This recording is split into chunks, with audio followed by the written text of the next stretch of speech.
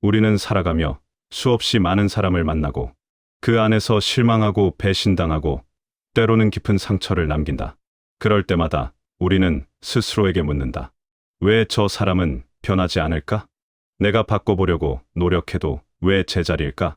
하지만 더 깊이 들여다보면 답은 이미 나와 있다. 인간의 본성은 생각보다 훨씬 단단하고 변화란 그리 쉽지 않은 과정이기 때문이다. 누군가는 태어나서부터 남을 배려하고 신중하게 행동하며 또 누군가는 작은 이익에도 흔들리고 자신의 욕망에 빠르게 무너진다. 우리는 그것을 경험 속에서 배우며 결국 깨닫게 된다. 사람은 쉽게 변하지 않는다. 하지만 이 사실이 절망만을 의미하는 것은 아니다.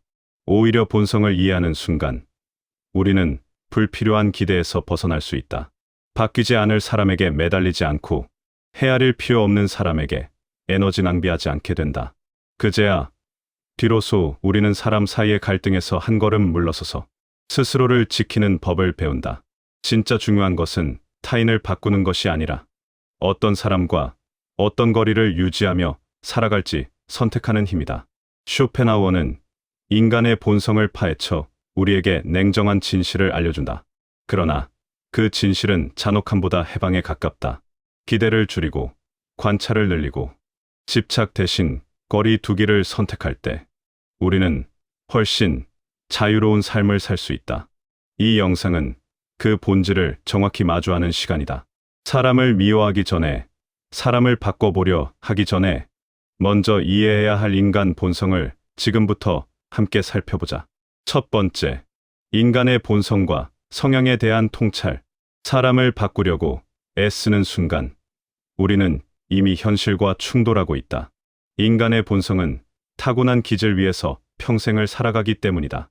어떤 사람은 태어날 때부터 조심스럽고 어떤 사람은 과감하며 또 어떤 사람은 사소한 유혹에도 쉽게 흔들린다. 이런 기질적 기반은 교육이나 환경으로 일정 부분 조정될 수 있지만 뿌리 자체가 바뀌는 일은 거의 없다. 쇼펜하우어는 이것을 본성은 쫓아내도 곧바로 돌아온다고 말했다. 마치 고무줄처럼 잠시 변화하는 듯 보여도 결국 원래 자리로 되돌아가는 것처럼 말이다. 많은 관계가 무너지는 이유가 바로 여기에 있다. 우리는 반복적으로 실망한다. 왜냐하면 다른 사람이 이번엔 달라질 거야라는 희망을 품고 바라보기 때문이다. 하지만 인간을 움직이는 기본 엔진은 이미 설계되어 있고 그 엔진을 교체할 수 있는 사람은 사실상 아무도 없다. 그래서 어떤 사람은 평생 남을 속이며 살고 어떤 사람은 평생 남을 챙기며 살아간다. 본성의 차이는 나이가 들수록 더 뚜렷해진다. 그렇다면 변화라는 것은 아예 불가능한 걸까? 그렇지는 않다. 단, 변화는 본성의 교체가 아니라 본성을 이해한 뒤 그 본성에 맞게 사는 법을 배우는 것에 가깝다. 예를 들어, 쉽게 분노하는 사람은 평생 화를 참는 사람이 되기보다 분노가 폭발하지 않도록 스스로를 관리하는 법을 배우는 것이다. 반대로 책임감이 강하고 배려심이 깊은 사람은 그 성향을 활용해 안정된 관계를 유지한다. 중요한 사실은 이것이다. 타인의 본성은 우리가 쥐고 흔들 문제가 아니다. 우리가 할 수 있는 일은 본성을 파악하고 그에 맞는 거리와 역할을 정하는 것뿐이다. 결국 본성을 이해하게 되면 인간관계에서의 불필요한 집착이 사라진다. 왜 저 사람은 저럴까? 라는 질문은 저 사람은 원래 저런 사람이다라는 사실로 정리된다. 이 지점에서 우리는 타인을 바꾸려는 욕망을 내려놓고 스스로의 평온을 지키는 힘을 얻게 된다. 사람은 누구나 자신의 본성을 숨기려 한다. 사회적 이미지, 체면, 예의, 역할 같은 외부적 요소가 우리의 행동을 일시적으로 교정하기 때문이다. 그래서 많은 사람들은 처음 만났을 때 상대가 괜찮아 보이고 시간이 지나면 상처받는 이유를 이해하지 못한다. 그러나 쇼펜하우어는 말한다. 본성은 위기와 욕망 앞에서 가장 정확하게 나타난다. 평상시에는 누구나 좋은 사람처럼 보일 수 있다. 여유가 있고 손해볼 일이 없고 감정이 크게 흔들리지 않는 순간에는 사람의 진짜 모습이 드러나지 않는다. 그러나 딱 두 가지 상황이 오면 본성이 비로소 모습을 드러낸다. 첫째, 자신에게 탐나는 것이 생겼을 때, 둘째, 자신에게 위협이 생겼을 때, 이 순간이 오면 사람은 본능적으로 움직인다. 탐욕이 많은 사람은 작은 이익에도 잽싸게 손을 뻗고, 거짓이 습관인 사람은 본능적으로 책임을 회피하려 한다. 반대로 진정성이 강한 사람은 손해를 감수하더라도 약속을 지키고 위기 속에서도 다른 일을 챙기려 한다. 재미있는 사실은 본성이 드러나는 순간이 아주 짧음에도 불구하고 그 한 번의 행동이 그 사람의 전체 삶을 규정한다는 점이다. 평소에는 조용하고 점잖아 보이던 사람이 위기 앞에서 남을 탓하고 도망친다면 그것이 결코 일시적 행동이 아니다. 잠깐 꺼진 불씨가 아니라 숨겨져 있던 본성의 원형이 올라온 것이다. 그래서 사람을 보려면 말보다도 압박이 걸린 순간의 선택, 자기 이익이 걸린 순간의 판단, 이 두 가지만 보면 충분하다. 우리는 종종 사람에 대한 실망을 상대의 변화라고 착각한다. 하지만 사실은 변화가 아니라 잠시 가려졌던 본성이 드러난 것일 뿐이다. 처음에는 친절했지만 시간이 지나 싸늘해지는 사람. 처음엔 배려했지만 뒤에서는 비난하는 사람. 처음엔 성실해 보였지만 자기 이익이 달린 순간 약속을 버리는 사람들. 그들은 처음부터 그런 본성을 가진 사람이었다. 다만 그 본성이 드러나는데 시간이 걸렸을 뿐이다. 이 사실을 알면 인간관계는 훨씬 단순해진다. 사람을 예상 가능한 존재로 바라보게 된다. 그리고 우리는 스스로에게 말할 수 있다. 이 사람은 지금 본성을 보여준 것뿐이다. 그 본성을 가진 사람은 앞으로도 크게 다르지 않을 것이다. 관찰하는 눈이 생기면 우리는 더 이상 상대에게 과도한 기대를 하지 않게 되고 그만큼 상처도 줄어든다. 본성이 드러나는 순간을 읽는 능력은 결국 자신을 지키는 가장 강력한 도구가 된다. 많은 사람들은 누군가를 사랑하거나 믿고 싶기 때문에 또는 관계를 유지하고 싶기 때문에 상대의 본성을 고치려 한다. 저 사람도 언젠간 달라질 거야. 내가 옆에서 잡아주면 바뀔 수 있어라는 믿음은 듣기에는 따뜻해 보이지만 실제로는 자신을 파괴하는 가장 위험한 시작점이다. 쇼펜하우어는 인간의 본성을 바꾸는 행위를 강물의 흐름을 손바닥으로 바꾸려는 것과 같다고 했다. 물은 손바닥을 스쳐나갈 뿐 방향은 변하지 않는다. 문제는 상대가 아니라 나 자신이 무너진다는 데 있다. 본성을 바꾸려 하는 사람일수록 자신의 에너지를 끝없이 소모한다. 상대의 무책임함을 책임지려 하고 상대의 분노를 달래려 하고 상대의 탐욕을 통제하려 한다. 그 과정에서 가장 먼저 망가지는 것은 내 감정과 자존감이다. 내가 더 잘해주면 되겠지. 이 정도는 이해해야지. 언젠가는 보답하겠지. 이런 생각들이 반복되며 상대의 문제를 내 문제로 착각하게 된다. 더 큰 위험은 본성은 바뀌지 않지만 기대는 계속 쌓인다는 점이다. 기대가 쌓이면 실망도 함께 커지고 결국 우리는 감정적으로 소진된 채 관계를 유지하게 된다. 이것이 쇼펜하우어가 말한 자기 파괴적 관계의 전형적인 패턴이다. 상대는 변하지 않았는데 나만 계속 무너지는 것이다. 또 하나의 문제는 본성을 바꾸려는 시도가 오히려 상대를 더 고집스럽게 만든다는 점이다. 인간은 자신의 본성적 충동을 억제하려 할 때 더 강하게 반발하는 경향이 있다.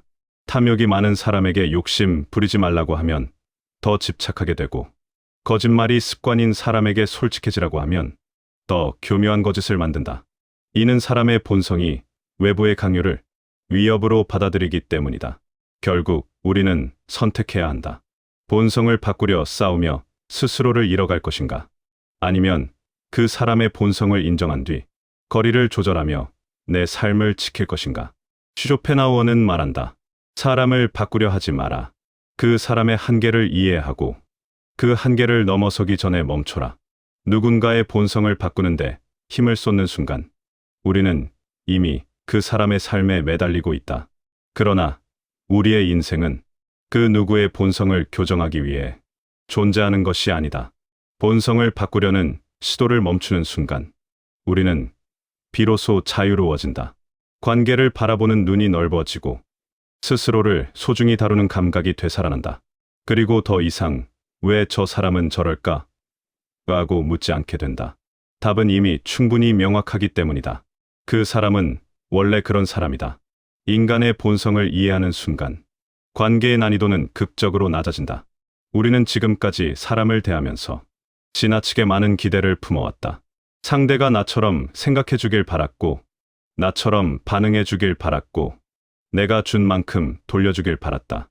하지만 본성을 중심으로 사람을 바라보기 시작하면 이 모든 갈등이 단숨에 정리된다.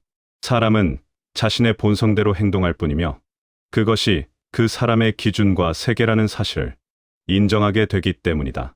예를 들어 책임감이 없는 사람에게는 아무리 부탁해도 결과가 같다. 오늘은 잊고 내일은 미루고 모레는 변명한다. 이때 우리는 흔히 실망하고 화를 내지만 본성을 이해한 사람이라면 단순히 판단한다.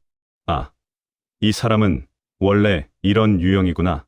이 깨달음 하나로 감정 소모가 크게 줄어든다. 기대가 없으면 충격도 없고 충격이 없으면 상처도 없다. 더 나아가 본성을 이해하면 관계를 유지하는 방식이 훨씬 전략적이 된다. 배려가 깊고 신뢰할 수 있는 사람은 가까이 둔다. 반면 이기적이고 불안정한 사람은 일정한 거리를 둔다. 이것은 냉정함이 아니라 현명한 자기 보호다. 쇼펜하우어는 인간을 동등하게 대하되 본성에 따라 거리를 조절해야 한다고 강조했다. 모두에게 친절할 수 있지만 모두에게 마음을 줄 필요는 없다는 말도 이 철학에서 나온다. 또 하나 중요한 점은 본성을 이해하면 상대의 행동을 개인적인 문제로 받아들이지 않게 된다는 것이다. 남이 화를 내면 나 때문인가? 라고 자책하지 않고 남이 거짓말을 하면 내가 만만해서 그런가? 라고 상처받지 않는다. 그 사람의 행동은 그 사람의 세계에서 비롯된 것이지 내 가치나 내 인생의 문제와는 전혀 상관이 없다는 사실을 받아들이게 된다. 그제야 비로소 우리는 타인의 감정에서 벗어나 자기 중심을 잡을 수 있다. 관계의 균형이 잡히기 시작하면 우리는 더 좋은 사람을 선택할 수 있게 된다. 본성이 안정된 사람을 만나면 삶 전체가 단단해지고 불안정한 사람과 계속 엮이면 우리의 정신 역시 불안정해진다. 이 차이를 이해하는 순간 관계는 운이 아니라 선택의 문제가 된다. 우리는 더 이상 누군가에게 휘둘리지 않고 사람을 고르는 기준도 훨씬 분명해진다. 결국 본성을 이해한다는 것은 타인을 미워하지 않고 불필요한 감정 소비를 줄이고 스스로를 지킬 수 있는 관계의 기술을 갖게 된다는 뜻이다. 이것이 쇼펜하우어가 말한 지혜의 핵심이다. 사람을 깊이 이해하는 것, 그것이 곧 나를 지키는 첫걸음이다. 본성을 이해하는 것은 단지 인간관계를 분석적으로 바라보는 데서 끝나지 않는다. 그 다음 단계는 어떤 태도로 살아갈 것인지 선택하는 일이다. 사람들의 본성은 모두 다르고 그 다름은 때로는 우리에게 위협이 되기도 하고 귀한 도움을 주기도 한다.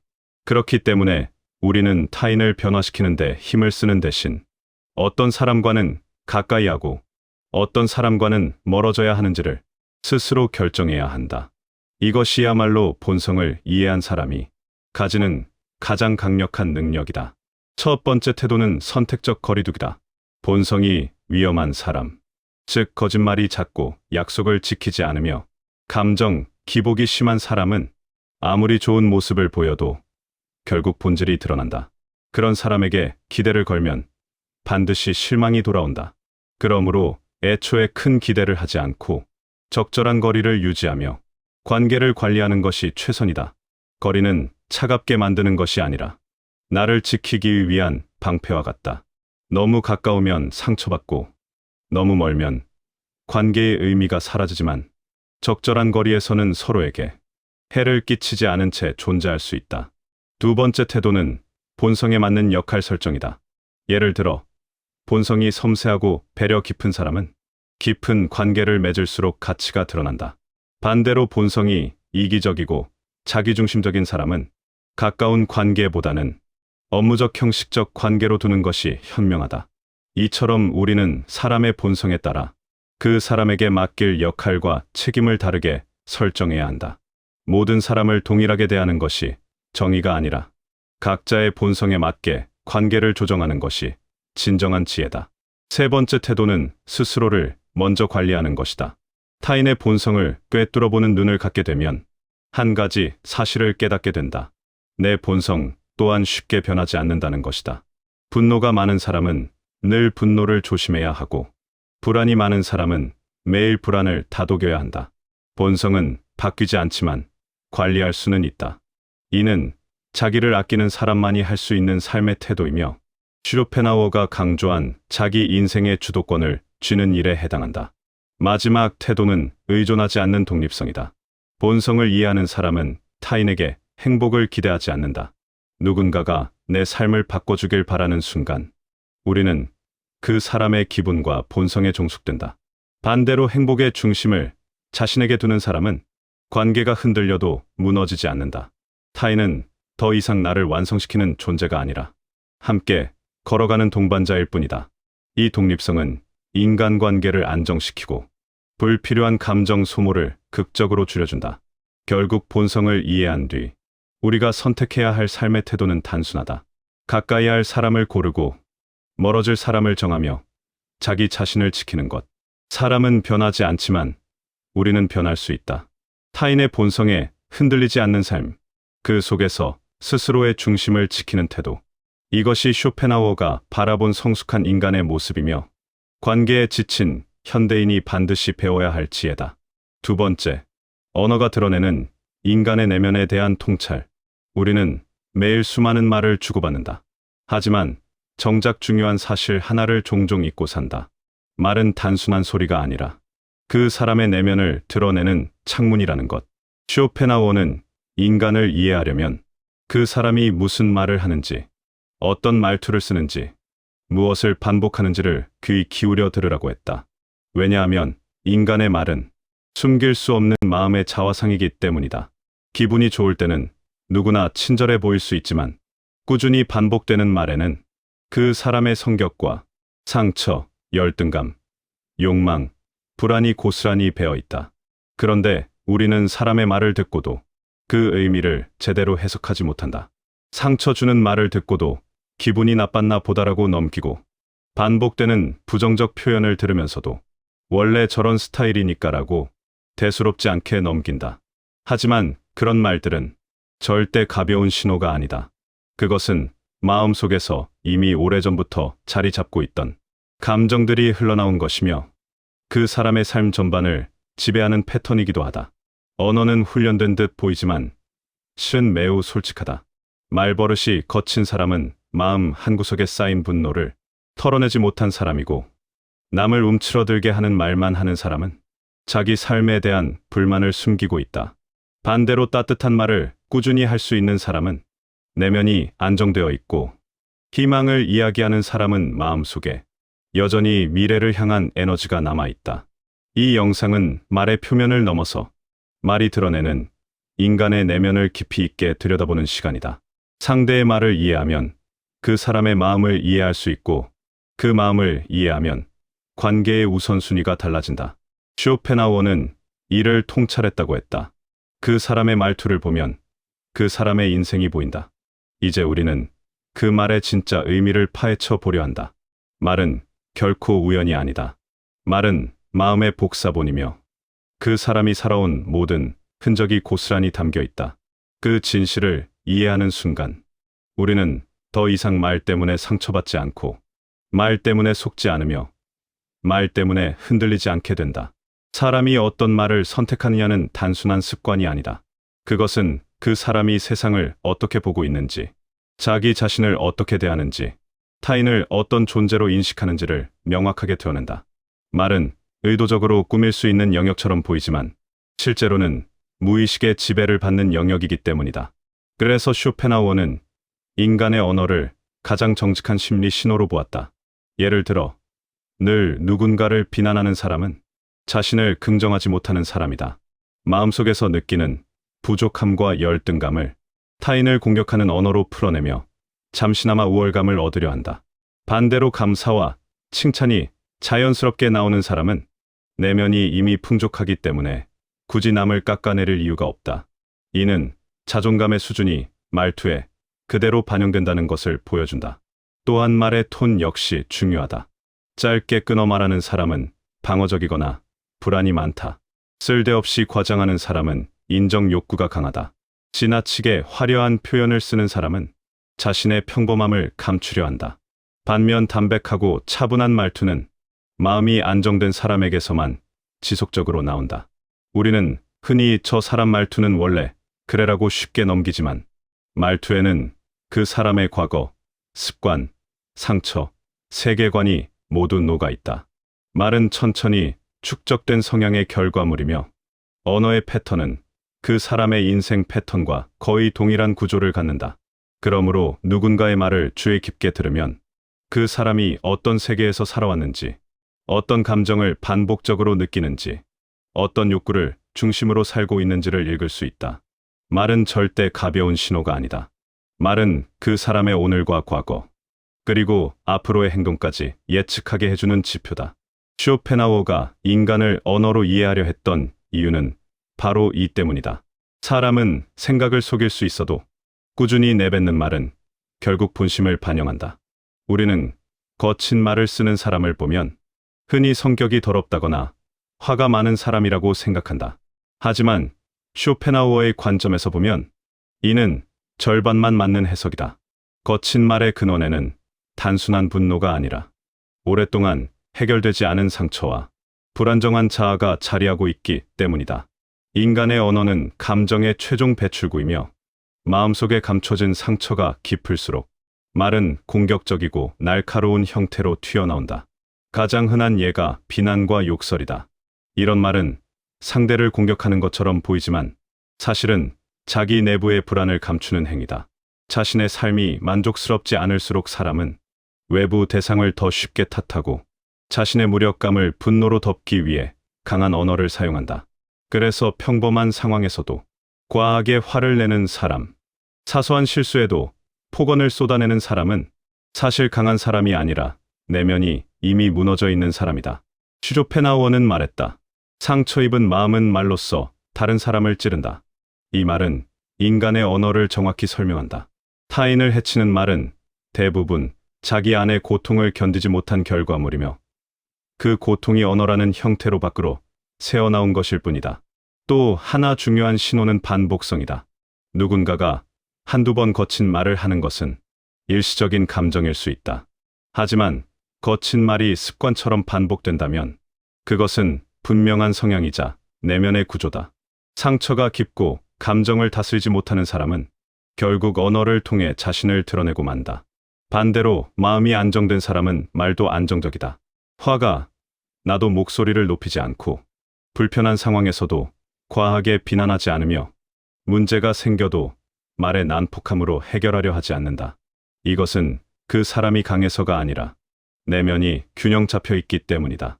결국 거친 언어는 개인의 단점이 아니라 그 사람의 삶 전체를 드러내는 신호다. 그 사람이 어떤 상처를 갖고 있고 어떤 결핍에 흔들리고 있으며 어떤 방식으로 자기 세계를 방어하고 있는지 보여주는 지표다. 따라서 우리는 누군가의 거친 말을 들었을 때 이렇게 받아들여야 한다. 이 사람은 지금 자기 내부의 상처를 말로 흘려보내고 있구나. 그 순간 감정적 반응에서 벗어나 훨씬 더 객관적이고 지혜로운 태도로 상황을 바라볼 수 있게 된다. 사람이 반복적으로 부정적인 말을 사용한다는 것은 단순히 비관적인 성격 때문이 아니다. 쇼펜하우어는 부정적 언어의 근원에 불안과 두려움이 자리한다고 보았다.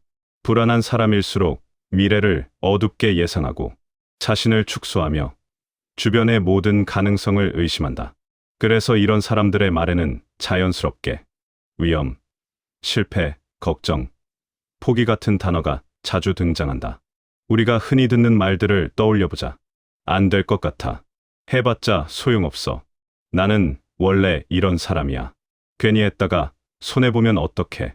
이런 표현들은 상대방에게 부정적인 영향을 주는 동시에 그 사람이 지금 어떤 감정 속에 빠져 있는지를 명확하게 보여준다. 즉, 부정적인 언어는 그 사람이 겪고 있는 불안의 음성화된 형태다. 미래를 신뢰하지 못하고 자기 능력을 믿지 못하며 관계 속에서도 상처받을 것을 미리 대비하려는 방어적 심리가 말로 튀어나온 것이다.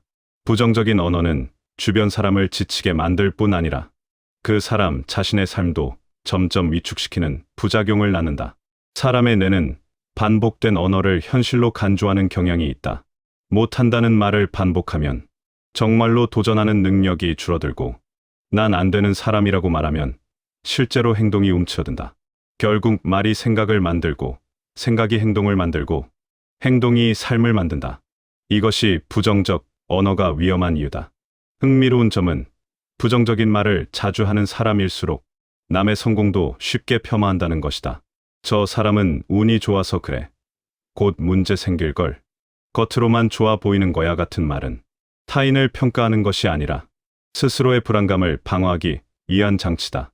타인을 낮춰야 마음이 안정을 찾는 구조를 가진 사람들이다. 반면 마음이 안정된 사람의 언어는 사실 그리 화려하지 않다. 그들은 과도하게 긍정적이거나 억지로 희망을 포장하지 않는다. 단지 담담하다. 균형 잡혀 있다. 해볼 수는 있겠네. 조금 어렵겠지만 방법을 찾으면 되지. 이런 말들은 현실적이지만 부정적이지 않다. 이는 불안이 아니라 자기 확신에서 나온 언어다. 결국 부정적인 언어는 단순히 나쁜 습관이 아니다. 그것은 그 사람이 현실을 어떻게 해석하는지, 그리고 내면의 불안이 얼마나 큰지를 알려주는 정직한 지표다. 이 사실을 이해하면 우리는 상대의 말에 휘둘리지 않고 그 언어 뒤에 있는 감정의 본질을 볼 수 있게 된다.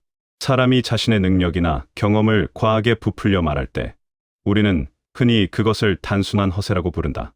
그러나 쇼펜하우어의 관점에서 보면 허세는 결코 가벼운 성향이 아니다. 그것은 자기 내면의 공허함을 감추기 위한 방어적인 언어 전략이다. 사람이 자신을 있는 그대로 받아들이지 못할 때, 즉 자기 정체성이 충분히 단단하지 않을 때 언어는 자연스럽게 과장되고 부풀려진다. 허세가 많은 사람들의 특징은 명확하다. 말은 화려하지만 행동은 빈약하고, 자신을 크게 보이려 하지만 실력을 보여달라 하면 말을 돌린다. 이는 자기 내부에 자리한 불안정함과 열등감을 감추기 위한 방어 의제다. 실제로 자신을 믿는 사람은 굳이 과장할 필요가 없다. 자신의 능력과 한계를 정확히 알고 있기 때문에 말이 안정적이다. 허세를 부리는 사람은 언어를 통해 나 이런 사람이야를 끊임없이 외치지만 그 외침 속에 담긴 진짜 메시지는 다르다. 나는 나 자신을 믿지 못한다. 이 한 문장이야말로 허세의 핵심이다. 과장된 언어가 위험한 이유는 단순히 듣는 사람이 피곤해서가 아니다. 허세가 쌓이면 결국 현실과 언어 사이의 격차가 심해지면서 관계와 삶 전체가 무너진다. 주변 사람들은 점점 불신을 갖기 시작하고, 말과 실제가 맞지 않는 사람은 신뢰를 잃는다. 또한 허세를 부리는 당사자도 자기 자신에게 속는다. 언어로 만들어낸 가짜 이미지를 반복적으로 말하다 보면 언젠가 그것이 현실이라고 착각하게 되고, 그 착각이 무너지는 순간 극심한 좌절을 겪는다. 허세가 많은 사람은 타인의 시선을 과도하게 신경 쓰는 경향도 있다. 조금만 인정받으면 과장하고, 조금만 비판받으면 크게 흔들린다. 이는 자존심이 강해서가 아니라 진짜 자존감이 약하기 때문이다. 자존감이 강한 사람은 칭찬이 있어도 흔들리지 않고 비난이 있어도 무너지지 않는다. 그래서 그들의 언어는 담백하고 일관된다. 반대로 진짜 실력이 있는 사람은 말이 짧다. 굳이 자신을 설명하지 않아도 되고 과장하지 않아도 실제가 말해주기 때문이다. 그들의 언어는 오히려 절제되어 있고 필요할 때만 힘을 가진다. 결국 허세와 과장은 단순한 말버릇이 아니라 그 사람의 내면적 공허함을 드러내는 가장 정확한 신호다. 그들의 언어를 보면 자기 확신이 없는 사람, 자기를 잃어버린 사람, 타인의 시선에 매달리는 사람이라는 본질이 그대로 드러난다. 이 사실을 이해하면 우리는 누군가의 허세 섞인 말에 속지 않고 그 언어 뒤에 있는 불안과 공허함을 읽을 수 있게 된다. 그리고 더 중요한 것은 우리 스스로도 과장된 언어를 사용하지 않으며 있는 그대로의 자신을 바라보는 힘을 가지게 된다는 것이다. 말은 그 사람의 마음을 비추는 거울이다. 그렇다면 우리는 이 거울을 어떻게 읽고 활용해야 할까? 쇼펜하우어는 타인의 말을 통해 그 사람의 감정 구조, 성향, 위험 신호를 미리 파악해야 한다고 말했다. 이는 상대를 판단하거나 우월해지기 위한 것이 아니라 나 자신을 지키기 위한 최소한의 지혜다. 첫 번째 원칙은 말을 사실이 아니라 감정으로 해석하라는 것이다. 예를 들어 누군가가 반복적으로 난 안 될 것 같아라고 말한다면 그 말의 진짜 의미는 능력 부족이 아니라 불안이다. 나는 원래 이런 사람이야라는 말은 현실 인식이 아니라 자기 보호의 언어다.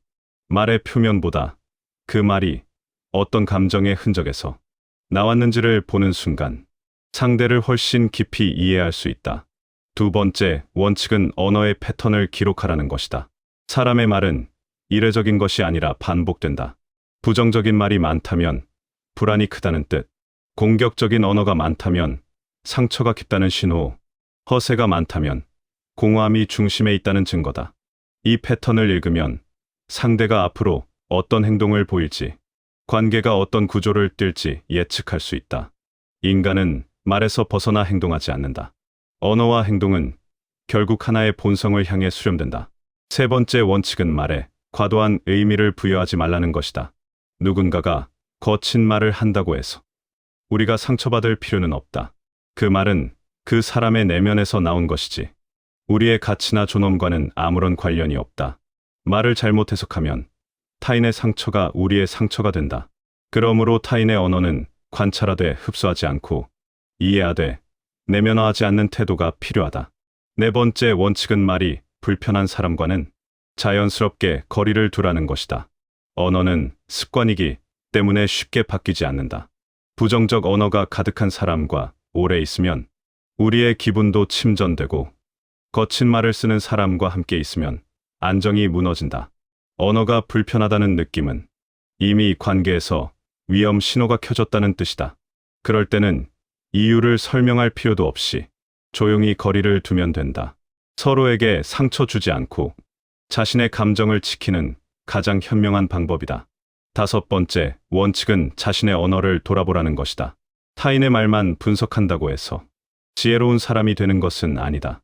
우리가 어떤 말을 반복하는지, 어떤 상황에서 언성이 높아지는지, 누구 앞에서 언어가 변하는지 살피면 자신의 내면이 어느 정도 안정되어 있는지를 객관적으로 확인할 수 있다. 말투가 부드러워지면 마음이 부드러워진 것이고 말이 불안정하면 마음도 흔들리고 있다는 뜻이다. 결국 언어를 읽는다는 것은 인간의 마음을 읽는 일이다. 타인의 언어를 보면 그 사람의 삶이 보이고 자신의 언어를 보면 자신의 상태가 보인다. 말은 결코 우연이 아니며 말은 곧 그 사람의 인생이다. 세 번째, 복수는 무의미하며 인과는 스스로 돌아온다. 우리는 살아가며 크고 작은 상처를 받는다. 누군가는 배신하고 누군가는 이용하며 누군가는 이유 없이 우리의 마음을 흔든다. 그때 가장 먼저 올라오는 감정은 분노다.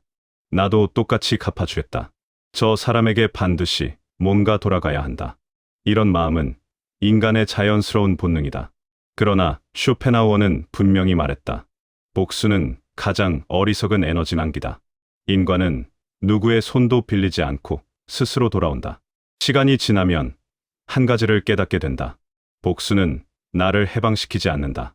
오히려 복수심을 품는 동안 우리는 그 사람에게 감정적 종속을 당한다. 그 사람의 행동을 떠올릴 때마다 마음이 뒤틀리고 집중력이 흔들리며 삶의 방향이 흐려진다. 결국 복수는 상대를 벌주는 행위가 아니라 나를 그 사람에게 묶어두는 행위가 된다. 반면 세상은 참 이상한 방식으로 돌아간다. 악한 행동은 결국 악한 결과를 부르고 남을 속인 사람은 결국 자기 자신도 속이며 무너지고 남을 이용한 사람은 결국 이용당하는 자리에 놓인다. 우리가 움직이지 않아도 세계의 인과는 조용히 흐르다가 결국 정확하게 돌아온다. 그렇기에 가장 현명한 사람은 복수하지 않는다. 복수하지 않는다는 말은 상대를 용서한다는 뜻이 아니다. 그보다 더 강력하다. 나는 너와 내 감정을 더 이상 연결시키지 않겠다. 이 선언은 상대를 끊어내고 나의 삶을 되찾고 다시 앞으로 나아가는 힘이 된다. 이 영상은 복수심이라는 낡은 짐을 내려놓고 인과라는 자연의 흐름을 이해하는 시간이 될 것이다. 결국 우리에게 필요한 것은 어떻게 갚아줄까가 아니라 어떻게 나를 지킬까라는 질문이다. 이제 복수의 무의미함을 넘어서는 통찰을 살펴보자. 복수심은 강해 보이지만 실제로는 인간을 가장 약하게 만드는 감정이다. 분노는 에너지를 주는 것처럼 느껴지지만 그 에너지는 앞으로 나아가는 추진력이 아니라 과거에 묶어두는 쇠사슬이다. 그 사람이 한 행동을 떠올릴 때마다 감정은 다시 자극되고 상처는 재생산되며 현재의 나보다 과거의 사건이 더 큰 영향력을 갖게 된다. 우리가 복수를 생각하는 순간 우리의 삶의 중심은 나가 아니라 그 사람이 된다. 쇼펜하우어는 말했다. 복수심을 품는 순간 우리는 가해자의 그림자에 붙잡힌다. 이 말은 단순한 비유가 아니다. 심리적으로도 복수심은 뇌의 사고 영역을 제한하고 감정 회로를 과활성화하여 냉정한 판단을 방해하고 삶의 모든 방향성을 좁게 만든다. 복수심을 품은 사람은 다음과 같은 패턴을 보인다. 현재보다 과거를 더 많이 생각한다. 자기 삶보다 상대의 삶에 더 집중하게 된다. 감정이 행동을 결정하게 된다. 결국 스스로에게도 상처를 키운다. 복수심은 상대에게 가해지는 것이 아니라 자기 자신에게 내리는 정신적 고문과 같다. 저 사람도 똑같이 고통받아야 해라고 생각하는 동안 정작 고통은 계속해서 나에게 축적된다. 반면 복수를 내려놓는 사람은 스스로의 감정적 주도권을 되찾는다. 그 사람의 행동이 더 이상 나의 하루를 흔들지 않고 분노가 나를 지배하지 않으며 삶의 방향도 과거가 아닌 미래로 전환된다. 복수를 하려는 마음은 약한 마음이다. 상대에게 휘둘리는 마음이다. 반대로 복수를 내려놓는 마음은 강한 마음이다. 자기 중심을 잃지 않는 마음이다. 결국 복수의 본질은 상대를 벌주는 것이 아니라 나를 그 사람에게 붙잡아두는 덫이다. 그 덫에서 벗어나는 순간 우리는 비로소 자유를 얻게 된다. 복수의 가장 큰 문제는 단순히 감정이 격해진다는 데 있지 않다. 진짜 문제는 복수를 위해 움직이는 순간 내 삶의 주인이 더 이상 나가 아니라는 것이다. 우리는 흔히 이렇게 말한다. 저 사람이 나한테 한 만큼 돌려줄 거야. 하지만 그 말 속에는 중요한 사실 하나가 숨어 있다. 내 행동 기준이 이미 상대에게 넘어갔다는 것이다. 복수를 계획하는 동안 우리의 일상은 조용히 뒤틀린다. 마음은 상대의 행동에 반응하는 구조로 바뀌고 생각은 과거의 사건을 중심으로 돌아가며 미래는 오로지 어떻게 갚아줄까라는 좁은 시야 안에서 설계된다. 이건 감정적인 보복을 넘어서서 삶의 방향을 통째로 빼앗기는 일이다. 쇼펜하우어는 복수를 감정의 노예가 되는 상태라고 표현했다. 왜냐하면 복수를 꿈꾸는 사람은 자신이 움직이고 있다고 착각하지만 사실은 상대가 건드린 감정을 따라가며 흔들리고 있기 때문이다. 분노에 반응하고 상처에 반응하고 자존심에 반응한다. 이때 우리는 반응하는 인간이지 어떤 결정을 스스로 내리는 주체적인 인간이 아니다. 그리고 복수는 이상한 착시를 만든다. 마치 상대를 무너뜨리면 나도 해방될 것 같지만 그 감정에 빠진 순간부터 이미 스스로를 잃기 시작한다. 잠 못 이루는 밤, 억눌린 분노, 자꾸만 떠오르는 장면들. 이 모든 것은 상대가 우리에게 남긴 상처가 아니라 우리가 스스로 이어붙인 새로운 고통이다. 복수를 품는 사람은 어느새 이런 생각에 사로잡힌다. 저 사람이 어떻게 지내는지 궁금하다. 벌 받고 있을까? 저 사람은 지금 행복하면 안 되는데. 이 순간 감정의 중심은 완전히 뒤집힌다. 그 사람의 삶이 올라가면 내 감정은 내려가고 그 사람의 삶이 내려가면 내 기분은 올라가는 이 비정상적인 구조 속에서 우리는 계속해서 상대의 인생을 기준으로 나의 감정을 움직이게 된다. 그렇게 삶의 무게중심이 기울어질수록 우리는 점점 작아지고 약해진다. 반대로 상대는 우리 마음속에서 점점 커진다. 어쩌면 복수심이 가장 잔인한 이유는 그 사람을 내 삶에 가장 깊이 들여놓는 방식이기 때문일지도 모른다. 그래서 복수를 내려놓는 사람은 현실을 도망치는 것이 아니라 삶의 무게중심을 다시 나에게로 돌려놓는 사람이다. 상대의 행동이 아니라 내 선택으로 하루를 만들고 분노가 아니라 내 가치로 길을 정하며 과거가 아니라 미래를 기준으로 내 삶을 구성하는 사람이다. 복수를 내려놓는 순간, 우리는 상대의 인생에서 완전히 빠져나온다. 그때 비로소 보인다. 지금까지 내가 얼마나 많은 시간을 그 사람에게 빼앗겼는지. 복수가 무의미한 또 하나의 이유는 우리가 나서지 않아도 세상은 이미 돌아가고 있다는 사실 때문이다. 쇼펜하우어는 인간의 악의가 반드시 자신의 무게로 스스로를 짓누른다고 말했다. 악한 행동은 그 자체로 씨앗이 되고 그 씨앗은 시간이 지나면 반드시 그 사람의 삶에서 열매가 된다. 우리가 복수하지 않아도 그 사람이 저지른 행동은 이미 그 사람의 미래에 흔적을 남긴 것이다. 살다 보면 이런 장면을 자주 본다. 남을 이용하던 사람은 언젠가 이용당하고, 타인을 속이던 사람은 결국 더 큰 거짓에 휘말리고, 이기적으로 살던 사람은 외로움 속에서 고립된다.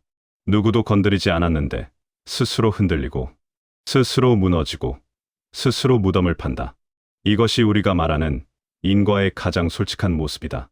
인과는 감정처럼 빠르게 움직이지 않는다. 때로는 느리다.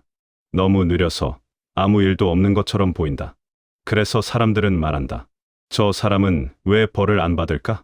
세상은 왜 저렇게 불공평하지? 하지만 시간이 조금 더 지나보면 깨닫게 된다.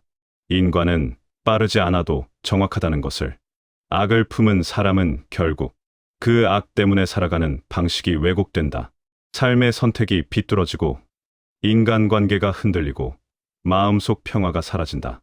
외부에서 아무도 벌을 주지 않아도 그 사람의 내면은 이미 벌을 받고 있는 셈이다. 남을 해한 순간부터 그 사람의 삶은 방어와 숨김과 도피라는 굴레를 뒤집어 쓴다. 이런 삶은 오래 버티지 못한다. 그리고 가장 중요한 사실은 이것이다. 악한 행동을 한 사람은 결국 자기 자신을 속일 수 없다. 잠시 웃을 수는 있지만 행복할 수는 없다. 잠시 승리할 수는 있지만 평온할 수는 없다.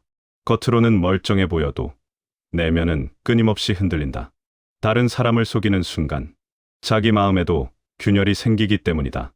그렇기에 복수를 위해 애쓰는 것은 의미가 없다. 그 사람이 자신에게 남긴 불행을 굳이 또 내가 떠안으며 살아갈 필요도 없다. 세상은 느리게 움직이지만 돌아갈 곳으로는 반드시 돌아간다. 인과는 우리가 대신 움직여줄 필요가 없다. 이미 그 사람의 삶 속에서 조용히 작동하고 있기 때문이다. 복수를 내려놓는다는 것은 저 사람이 잘못한 걸 잊겠다는 뜻이 아니다. 오히려 정반대다. 저 사람이 만든 결과는 저 사람이 감당하게 둘 것이다. 이것이 진짜 강자의 태도다. 복수의 감정이 우리를 약하게 만든다면 그 반대의 감정은 무엇일까? 바로 무관심이다. 많은 사람들은 무관심을 차가움이나 무심함으로 오해하지만 사실 무관심은 감정의 최종 형태이자 가장 높은 단계의 방어이다. 쇼펜하우어가 말한 복수하지 말라는 조언은 단순한 도덕적 충고가 아니다. 그 말 속에는 인간의 감정 구조를 꿰뚫어 본 깊은 통찰이 숨어 있다.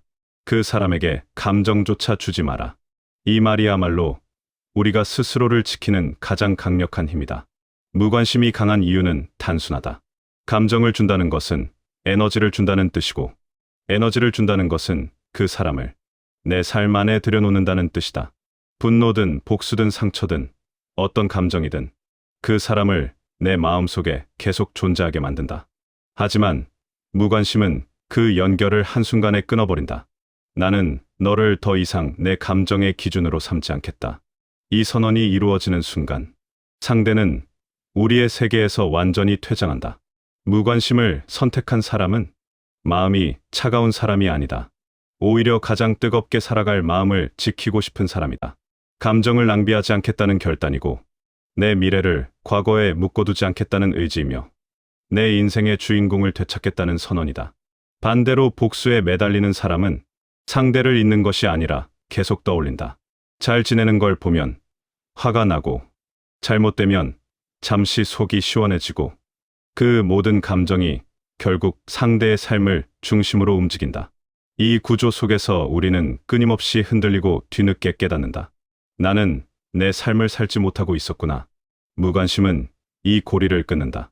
무관심은 기억을 희미하게 만들고 감정의 흔들림을 없애며 그 사람의 존재감을 점점 지워나간다. 상대가 잘 되든 못 되든 더는 상관없고 그 사람의 말이나 행동은 더 이상 내 하루에 영향력을 갖지 못한다. 그 순간 우리는 비로소 완전히 자유로워진다. 그리고 중요한 사실 하나. 상대가 정말로 무너지는 시점은 우리가 분노할 때도 아니고 우리가 복수를 꿈꿀 때도 아니다. 우리가 무관심해졌을 때다. 상대는 더 이상 우리의 삶에 어떤 영향도 만들지 못하고 자신의 행동이 낳은 결과를 홀로 감당하게 된다. 그것이 가장 잔인하면서도 가장 완전한 형태의 복수다. 결국 무관심은 복수의 대체제가 아니라 복수를 완전히 초월한 단계다. 이는 미움조차 소비하지 않는 고요한 단절이며 감정의 주인이 다시 나로 돌아오는 순간이다. 복수를 내려놓는다는 것은 단순히 분노를 억누르거나 마음을 억지로 착하게 만드는 일이 아니다. 그것은 삶의 방향을 과거에서 미래로 돌리는 가장 근본적인 전환이다. 우리는 종종 상처를 준 사람에게 묶여 발이 붙잡힌 채 살아간다. 마음속 어딘가에서 저 사람도 나처럼 고통받아야 한다는 작은 불씨가 꺼지지 않기 때문이다. 하지만 그 불씨가 남아있는 한 우리는 끊임없이 뒤를 돌아보며 걷는다. 앞을 향해 걸어가는 것처럼 보여도 시선은 늘 뒤에 있고 미래를 향해 나아가는 것처럼 보여도 발걸음은 제자리다. 복수를 내려놓는 순간 우리는 비로소 과거에 묶인 사슬을 풀어낸다. 그 사슬은 실제로는 상대가 쥐고 있는 것이 아니라 내가 꽉 붙잡고 있던 것임을 깨닫게 된다. 소나기를 늦추는 순간 사슬은 자연스럽게 바닥으로 떨어진다. 그제야 우리는 알아차린다. 그 무거운 쇠덩이를 붙잡고 있었던 건 상대가 아니라 바로 나였다는 사실을. 삶에는 흐름이라는 것이 있다. 마음이 가벼울 때는 길이 열리고 집착이 사라질 때는 생각이 선명해지고 감정을 비우면 삶이 다시 움직이기 시작한다. 복수를 내려놓는다는 것은 단순한 감정 조절이 아니라 이 흐름을 되찾는 일이다. 그 흐름 속에서 우리는 더 크게 성장하고 더 단단해지고 더 자유로워진다. 그리고 무엇보다 중요한 것은 복수를 내려놓는 사람은 같은 종류의 상처를 반복해서 겪지 않게 된다는 점이다. 왜냐하면 그 사람은 이제 기준이 달라졌기 때문이다. 상처 준 사람을 붙잡지 않고 유해한 관계에 머무르지 않고 자기 감정을 소비하지 않는 법을 깨닫기 때문이다. 이런 사람은 자연스럽게 건강한 관계를 선택하고 미래를 향한 선택을 한다. 인생의 방향이 과거의 상처가 아니라 현재의 가치와 미래의 가능성으로 정렬되는 것이다. 복수를 내려놓는 사람에게는 한 가지 특별한 변화가 찾아온다. 마음이 갑자기 넓어진다. 상대의 행동이 더 이상 삶의 기준이 되지 않고 과거가 더 이상 내 정체성을 구성하지 않는다. 그 사람의 잘못은 여전히 잘못이지만 그 잘못이 내 삶을 계속 흔들어 놓도록 허락하지 않는 힘이 생긴다. 이것이 바로 성숙이고 슈조펜하우어가 말한 지혜의 완성이다. 결국 복수는 과거를 향한 에너지이고 무관심은 단절을 위한 에너지이고 나의 삶을 다시 살아가는 선택은 미래를 향한 에너지다. 우리가 진짜 선택해야 할 것은 마지막 하나뿐이다. 과거를 다시 붙잡는가? 아니면 미래를 향해 걸어가는가? 복수를 내려놓을 때 그동안 멈춰있던 삶이 마침내 다시 흐르기 시작한다. 네 번째, 몸을 돌보는 것이 곧 마음을 지키는 길. 우리는 마음이 무너질 때 늘 정신부터 붙잡으려 한다. 괜찮아져야 해. 강해져야 해. 이 정도는 이겨내야지. 하지만 이상하게도 마음은 잘 버텨주지 않는다. 머리로는 이해하는데 감정은 통제가 되지 않고 이겨내려고 할수록 더 깊이 가라앉는다. 그러다 문득 깨닫는다. 마음이 무너지는 자리에는 언제나 지친 몸이 있었다는 것을. 쇼펜하우어는 쇠약한 육체 위에 행복은 머물 수 없다고 말한다. 그의 말은 단순한 건강 조언이 아니다. 인간의 감정 구조, 회복 능력, 사고력, 의지력은 모두 몸이라는 토대 위에서만 작동한다는 철학적 선언이다. 몸이 지치면 마음은 쉽게 무너지고 몸이 회복되면 마음은 이유 없이도 다시 살아난다. 그런데 현대인은 반대로 살아간다. 괴로울수록 밥을 거르고 불안할수록 잠을 줄이고 힘들수록 몸을 방치한다. 마음을 지키고 싶다면서 정작 마음의 집인 몸을 허물어버리는 것이다. 이 모순이 반복될 때 인간은 더 빨리 어두운 곳으로 떨어진다. 이 영상은 몸을 지키는 것이 어떻게 마음을 지키는 일이 되는가에 대한 깊은 통찰을 다룬다. 우리는 마음을 정신력으로만 해결하려 했지만 정신력은 몸이라는 기반이 없으면 한순간에 무너지는 모래성일 뿐이다. 지금부터 몸을 돌보는 것이 왜 마음 치유의 첫걸음인지 이야기해보려 한다. 우리는 흔히 마음과 몸을 완전히 분리된 두 영역처럼 생각한다. 마음은 정신의 문제, 몸은 생물학적 문제라고 말이다. 하지만 인간은 그런 단순한 구조가 아니다. 마음은 몸의 영향을 받지 않는 것처럼 보이지만 실제로는 몸의 한계 안에서만 작동하는 시스템이다. 몸이 지치면 마음은 쉽게 흔들리며 수면이 부족하면 감정 조절이 붕괴되고 영양이 부족하면 사소한 일에도 예민해진다. 우리는 이것을 우연이라고 생각하지만 이 반응은 철저히 몸이 마음에게 보내는 구조적 신호다. 마음이 한없이 약해지는 순간을 떠올려보자. 그 시점에는 반드시 지친 몸이 함께 있었다. 잠이 부족했고, 식사가 불규칙했고, 체력이 떨어졌고, 호흡이 얕아졌으며 몸의 에너지가 바닥까지 내려가 있었다. 이 상태에서 마음이 힘을 낼 수 있을까? 불가능하다. 쇼펜하우어가 강조한 것도 바로 이 지점이다. 감정은 정신에서 만들어지는 것 같지만 실은 신체적 기반이 무너지는 순간 가장 먼저 흔들리는 영역이다. 우울감, 불안, 분노, 무기력, 이 감정들은 몸이 보내는 마지막 경고일 때가 많다. 이제 더는 버티기 어렵다. 나를 좀 쉬게 해달라. 우리는 흔히 마음이 약해서 고통이 온다고 생각한다. 하지만 현실은 그 반대다. 몸이 약해질 때 마음은 버티는 힘을 잃는다. 그래서 인생이 힘들수록 정신력을 짜내려 하지 말고 몸을 먼저 회복시키는 것이 훨씬 빠르고 정확한 해결책이다. 마음이 흔들린다면 그 마음을 억지로 다잡으려 하지 말고 먼저 몸에게 물어라. 지금 너는 얼마나 지쳐있니? 몸이 회복되면 마음은 이유 없이도 안정되기 시작한다. 이것이 인간의 구조이며 마음을 지키는 첫 번째 법칙이다. 우리는 감정이 폭발하거나 기분이 가라앉을 때 대부분 멘탈의 문제라고 생각한다. 내 마음이 약해서 그렇지. 내가 더 단단했어야 했는데. 하지만 인간의 감정은 정신에서 시작되지 않는다. 감정은 먼저 몸의 컨디션이 흔들릴 때 가장 먼저 붕괴한다. 예를 들어보자. 평소에는 아무렇지 않게 넘기던 한마디 말이 유난히 날카롭게 꽂히는 날이 있다. 사람은 변하지 않았는데 오늘 유독 예민하게 느껴진다. 이때 우리는 감정이 나빠졌다고 생각한다. 하지만 실제로 무너진 것은 감정이 아니라 몸의 균형이다. 수면이 부족하면 뇌의 편도체가 과도하게 활성화되고 이로 인해 중립적인 말도 공격처럼 느껴진다. 혈당이 떨어지면 사고력이 약해지고 작은 판단에도 불안이 섞이기 시작한다. 피로가 누적되면 뇌는 생존 모드로 들어가고 사소한 자극에도 과민하게 반응한다.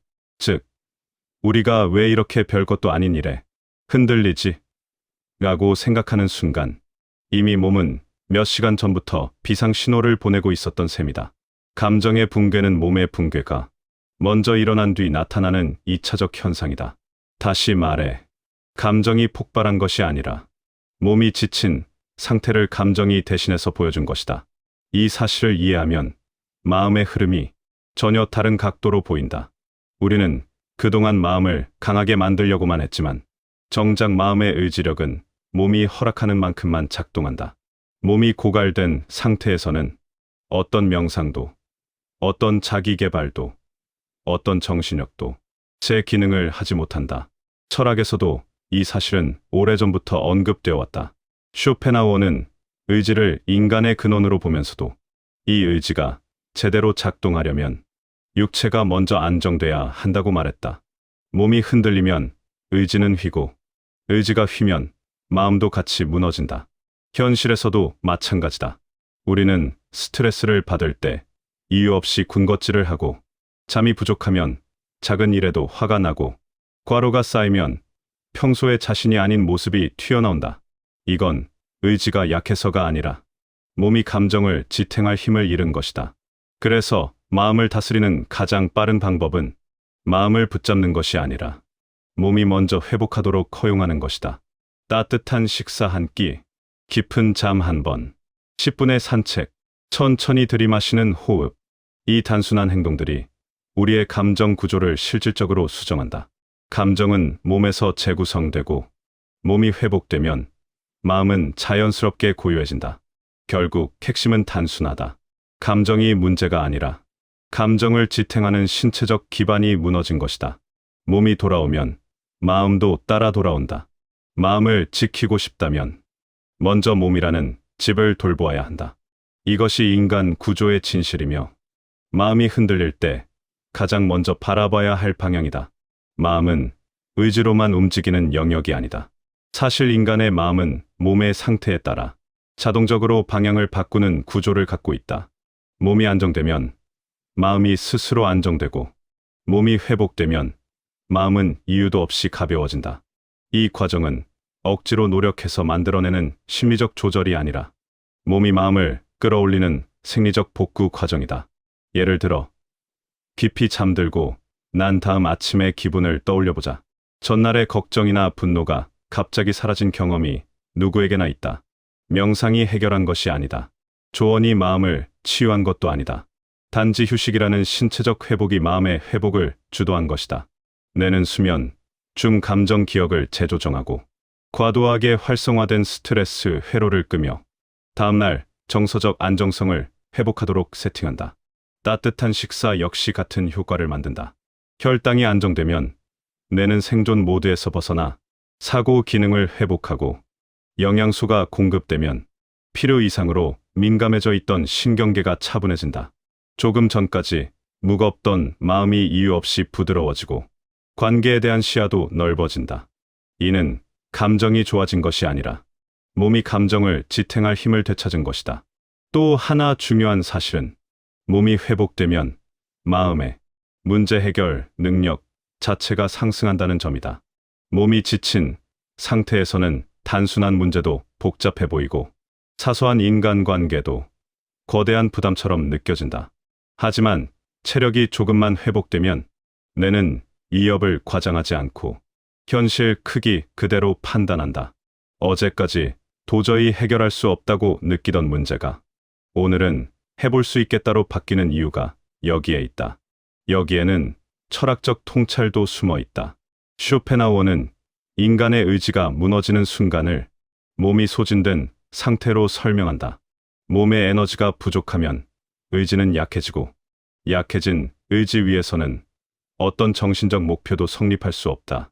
즉, 몸이 회복되어야 비로소 마음의 방향성이 복구된다. 정신의 궤도는 언제나 육체에서 시작된다는 것이다. 현실에서 가장 극적인 변화는 몸이 회복되는 순간 생각의 질이 바뀐다는 점이다. 몸이 지쳐 있으면 세상이 늘 비슷한 색으로 보이고 비관적인 예측이 자동으로 떠오른다. 하지만 몸이 회복되면 부정적 사고 패턴이 약해지고 현실적이고 균형 잡힌 해석이 가능해진다.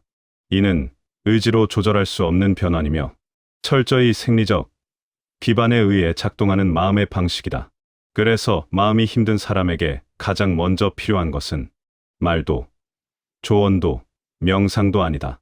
휴식, 영양, 수면, 안정된 호흡이다. 몸이 이 네 가지를 회복하면 마음은 별다른 노력 없이도 스스로 제자리로 돌아온다. 마치 긴장된 현을 느슨하게 풀어주는 것처럼 내면의 압력이 자연스럽게 사라진다. 결국 핵심은 단순하다. 몸이 회복되면 마음은 따라온다. 몸이 안정되면 생각이 맑아지고 몸의 에너지가 차오르면 감정의 균형이 바로 선다. 우리가 마음을 지키려면 실제로는 몸을 먼저 지켜야 한다. 그게 인간 구조의 순서이며 누구도 거스를 수 없는 자연의 흐름이다. 몸을 돌보는 일은 종종 사소한 것으로 취급된다.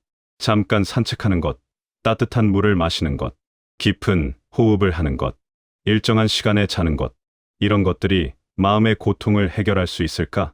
우리는 흔히 그 정도로 내 문제는 안 풀려라고 말한다. 하지만 인간의 심리 구조는 우리의 직관과 정반대다. 마음을 지키는 일은 거대한 통찰에서 시작되지 않는다. 대부분은 아주 작은 신체 변화가 마음 전체의 회로를 다시 구성하면서 시작된다. 예를 들어, 단 5분의 가벼운 움직임만으로도 뇌는 세로토닌과 도파민을 분비하고 이로 인해 감정적 안정성이 확연히 올라간다. 머리로는 아무 생각의 변화가 없는데도 기분이 이유 없이 부드러워지는 이유가 여기에 있다. 몸이 먼저 바뀌었기 때문이다. 호흡도 마찬가지다. 스트레스를 받을 때 호흡은 자동으로 짧아지고 얕아진다. 그러면 뇌는 실제 위험이 없어도 지금 위기 상황이다라는 신호를 스스로 만들어낸다. 하지만 호흡을 의도적으로 길게 조절하는 순간 자율신경계가 안정되고 위기 신호가 꺼지며 감정 폭발이 자연스럽게 가라앉는다. 여기에는 어떤 정신적 노력도 필요 없다. 단지 몸이 안전하다고 받아들인 것이다. 식사 역시 정신의 구조를 바꾼다. 몸이 영향을 받으면 뇌는 더 이상 생존 모드에 머무르지 않는다. 그러면 판단이 차분해지고 관계에서 겪는 자극도 덜 과장되게 느껴진다. 많은 사람들이 공복일 때 예민해지고 식사 후 안정되는 이유는 정신이 아니라 신경계가 회복된 것이다. 철학적으로 보면 슈로펜하우어가 말한 의지는 몸의 에너지가 흐르는 통로이기도 하다. 의지가 강한 사람은 머리로 의지가 강한 것이 아니라 몸이 의지를 지탱해 줄 만큼 안정된 상태를 유지하고 있는 것이다. 몸이 지쳐 있으면 의지는 방향을 잃고 마음은 외부 자극에 흔들리며 자신의 기준을 세우지 못한다. 즉, 몸을 챙기는 작은 습관은 마음의 회복력을 키우는 가장 실용적이고 가장 빠른 방법이다. 단 1%의 신체 변화가 정서적 안정성 30%를 끌어올릴 수 있다. 이것은 과장도 미신도 아니라 인간이라는 생명체가 움직이는 구조적 원리다. 여기서 중요한 통찰이 하나 더 있다. 몸을 챙기는 습관은 단순히 기분을 좋게 만드는 것이 아니라 나 자신을 존중하는 방식이다. 몸을 돌보는 행위는 나는 나를 가볍게 다루지 않겠다는 선언이고 그 선언은 마음의 기준을 단단하게 만든다. 몸을 소중히 대하는 사람은 관계에서도 자신을 지나치게 소모시키지 않고 불필요한 싸움에 휘말리지 않은 채 감정의 안정성을 유지한다. 결국 마음을 지키는 일은 머리에서 시작되는 것이 아니라 몸을 대하는 태도에서 시작된다. 몸을 소중히 할 때 마음은 자연스럽게 균형을 찾고 삶은 다시 명료한 궤도로 움직인다. 몸을 돌보는 일은 단순히 건강을 챙기는 차원이 아니다. 그것은 마음을 지키는 작업이자 더 나아가 삶의 방향을 잃지 않도록 하는 근본적 토대다. 몸이 무너지면 마음이 흔들리고 마음이 흔들리면 선택이 왜곡되며 왜곡된 선택은 삶 전체를 어두운 방향으로 이끌어간다. 이 작은 연결들이 반복되어 결국 인생은 흐름을 잃어버린다. 그러나 몸이 안정되면 상황은 완전히 반대로 돌아간다. 몸이 안정된 사람은 마음이 흔들려도 삶의 기준을 잃지 않는다. 감정이 요동쳐도 행동의 방향이 바뀌지 않는다. 당장의 스트레스에 무너지지 않고 긴 호흡으로 전체를 바라볼 수 있다. 이 차이가 인간의 삶을 결정한다. 몸이 회복된 상태에서는 불안이 줄어들고 판단이 맑아지고 인간관계의 균형 감각이 올라간다. 그래서 같은 사건을 겪어도 몸이 지친 사람은 무너지고 몸이 안정된 사람은 버틴다. 이른바 멘탈이 강한 사람이라고 불리는 이들은 사실 멘탈이 특별한 것이 아니다. 그들의 몸이 감정을 흔들리지 않도록 충분한 기반을 제공하고 있을 뿐이다. 여기서 우리가 절대 놓치면 안 되는 진실이 하나 있다. 마음을 지키려면 몸을 지켜야 하는데 몸을 지키려면 나를 우선순위에 두는 삶의 태도가 필요하다는 것이다. 몸을 돌보는 행위는 시간을 낭비하는 것이 아니라 내 삶을 다시 내 손으로 가져오는 과정이다. 몸이 지치면 타인의 말에 휘둘리고 몸이 고갈되면 사소한 자극에도 흔들리며 몸이 소모되면 자신의 기준을 잃는다. 즉, 몸을 돌보지 않는다는 것은 삶의 주도권을 타인에게 넘기는 일이다. 반대로 몸을 소중히 다루는 사람은 심리적으로도 타인에게 흔들리지 않는다. 감정을 소비하지 않고 당장의 충동보다 장기적인 방향을 우선하기 때문에 결국 더 안정된 삶, 더 건강한 관계, 더 큰 성취를 만들어낸다. 몸은 단순한 그릇이 아니라 내 삶 전체를 떠받치는 기초 구조물이기 때문이다. 쇼펜하우어가 왜 몸이 무너지면 정신도 함께 쓰러진다고 강조했는지 이제 명확해진다. 그는 육체와 정신을 분리된 영역으로 보지 않았다. 인간의 삶은 몸을 기반으로 마음이 움직이고 마음이 방향을 제시하며 그 방향이 삶을 완성한다고 보았다. 구조의 출발점은 언제나 몸이다. 그래서 우리가 인생을 지키고 싶다면, 야망을 실현하고 싶다면, 관계를 건강하게 유지하고 싶다면 먼저 해야 할 일은 거창한 다짐이 아니다. 몸을 돌보는 단순한 습관들이다. 잘 자고, 잘 먹고, 쉬고, 움직이고, 숨 쉬는 것. 이 작은 행동들이 마음의 틀을 안정시키고 그 마음이 우리의 미래를 결정한다. 결론은 단순하다. 몸을 지키는 사람만이 마음을 지킬 수 있고 마음을 지키는 사람만이 자신의 삶을 끝까지 지켜낸다. 몸은 마음의 집이다. 집이 무너지면 마음도 살 수 없다. 그러므로 마음을 지키고 싶다면 오늘 몸부터 지켜라. 그 순간부터 인생은 다시 흐르기 시작한다.